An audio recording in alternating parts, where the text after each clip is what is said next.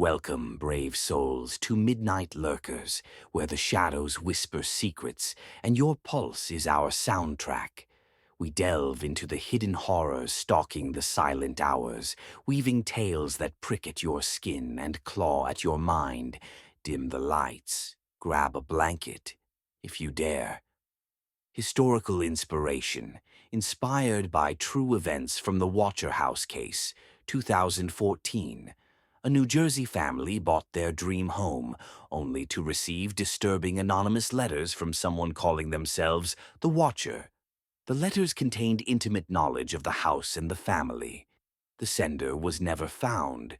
This retelling changes the setting, adds supernatural elements, and immerses the listener in a more claustrophobic, psychological horror atmosphere.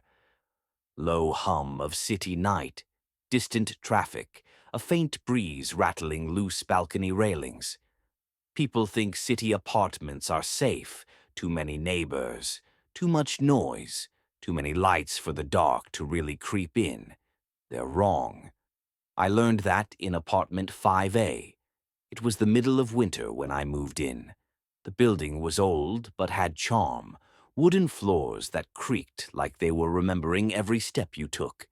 The walls smelled faintly of varnish and something sweeter, almost floral, though I never saw a single plant in the hallways.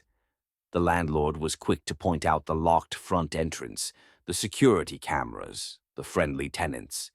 He smiled like that was all the protection I'd ever need. The first night was fine, quiet even. I unpacked, brewed some tea, and listened to the radiator hiss, like it was sighing me to sleep. The second night, I found the envelope.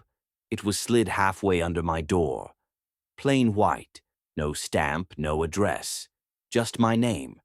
Inside was a single sheet of paper, handwritten in cramped, neat letters. Welcome to apartment 5A. I've been watching it for years. You have the look of someone who will take care of it. Please don't disappoint me. I laughed at first, thought it was a weird, artsy prank from a neighbor, but there was no signature, and no one in the building seemed the type.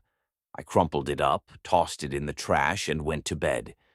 The next morning, I noticed something odd. The trash bag was gone, not taken by building maintenance. Gone.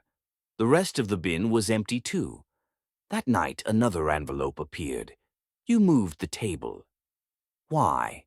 It belongs under the window. You can see more from there. The table had been in the middle of the room.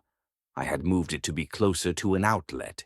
I tried to convince myself the landlord had mentioned it to someone, maybe a previous tenant with a strange attachment to the place. But the handwriting was the same. I shoved the note in my desk drawer and pushed the thought away. By the fourth night, the notes stopped pretending to be friendly. I woke up to the sound of whispering. Software right outside my bedroom door. When I opened it, there was nothing, just the faint smell of that sweet, floral scent again. On the floor, another envelope. You shouldn't wander in the dark. It makes it easier for me to get close. I locked every bolt I could find, wedged a chair under the doorknob, and sat in the kitchen until sunrise. Every sound, the hum of the fridge, the groan of the pipes, made my skin crawl. The next day, I started asking questions. The old woman in 4B wouldn't make eye contact when I asked if anyone had keys to my apartment. The man in 3C laughed and said, "Oh, you've met the Watcher." When I pressed him, he just shook his head and muttered, "Don't stay long." I called the landlord. He swore no one else had a key, insisted the building was safe. But I could hear the edge in his voice, the "don't get me involved" tone people use when they know something they wish they didn't. I should have left then, but I didn't. 2 weeks in, the notes stopped coming. No envelopes, no whispers, no floral scent. I thought maybe I'd imagined it all, until the night I woke up and couldn't move. My eyes opened to the shadow of a figure standing in the corner of my bedroom, still, silent, watching. I tried to scream, but my throat was locked. I could only hear my heart hammering in my ears. Then, slowly, the figure bent down, closer, closer, and in a voice like dry paper tearing, it whispered, "I see you." The next morning I found the last note, taped to the inside of my bedroom window.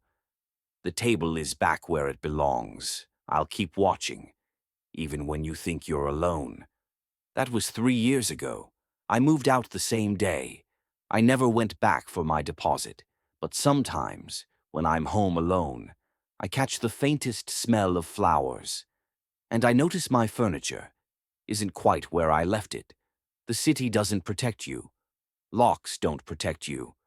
Because some people don't just watch from the street. They're already inside. That's all, for now. If you'd like to keep the Watcher at bay, hit like and subscribe, because he's always watching and so are we.